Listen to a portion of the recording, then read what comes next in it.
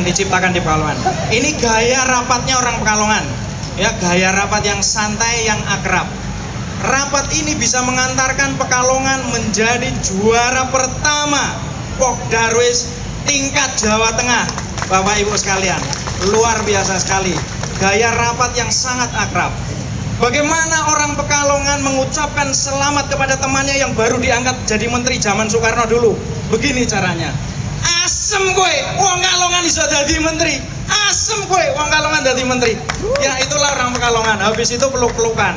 Bapak Ibu sekalian, itu hanya bisa kita temukan di Pekalongan. Jadi kecerdasan nomor satu adalah kecerdasan komunikasi berupa menciptakan keakraban. Luar biasa sekali. Rapport is a power, itu ditulis di buku-buku. Orang Pekalongan sudah memiliki dari dulu. Kecerdasan komunikasi adalah kecerdasan yang nomor satu dimiliki di Pekalongan. Kalau di dunia ini kita mengenal manajemen by objektif, leadership by karisma, maka di Pekalongan ada yang namanya leadership by rapport, memimpin dengan keakraban. Inilah yang dilakukan oleh wakil kota Pekalongan. Dengan keakraban ini semua bisa dilakukan dan semua bisa digerakkan, Bapak Ibu sekalian.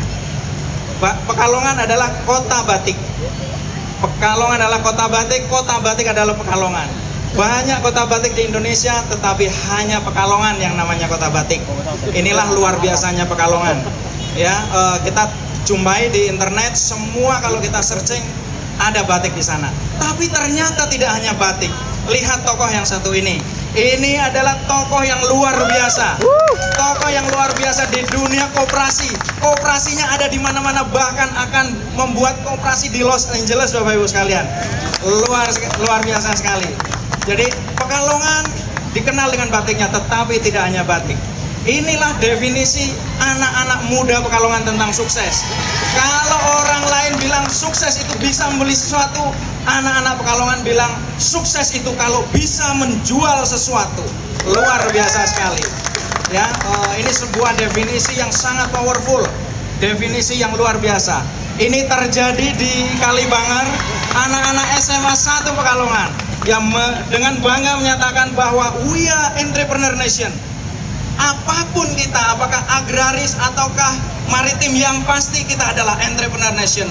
Sebuah identitas yang luar biasa. Dan inilah kecerdasan nomor 2, Bapak Ibu sekalian, kecerdasan ekonomi yang dimiliki oleh orang-orang Pekalongan, yaitu jiwa entrepreneurship. Ketika orang lain berbicara menumbuhkan entrepreneurship, maka anak-anak Pekalongan sudah mengenal dari dulu kecerdasan ekonomi. Kecerdasan ekonomi ini kecerdasan nomor 2 bagi Pekalongan. Ini adalah wajah-wajah entrepreneur di Pekalongan, Bapak Ibu sekalian. Ada yang bermain batik, ada yang jualan gelang, ada yang jualan soto, ada tukang potong rambut kelasnya internasional. Banyak sekali kita jumpai wajah-wajah entrepreneur dari Pekalongan, Bapak Ibu sekalian. Apa ini, Bapak Ibu sekalian? Ini adalah Lopez raksasa yang hanya kita temuin di Pekalongan.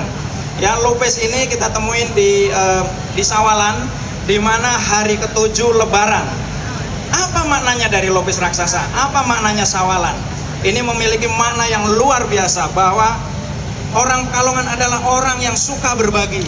Di sini yang namanya sedekah sudah menjadi ruh orang Pekalongan.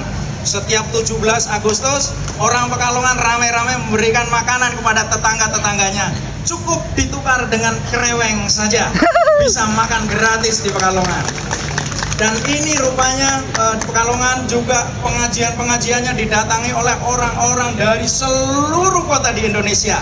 Dari mulai dulu Bapak Gofar Ismail sampai hari ini terus didatangi pengajian-pengajian ini dari orang-orang dari seluruh penjuru Indonesia. Apa ini semua?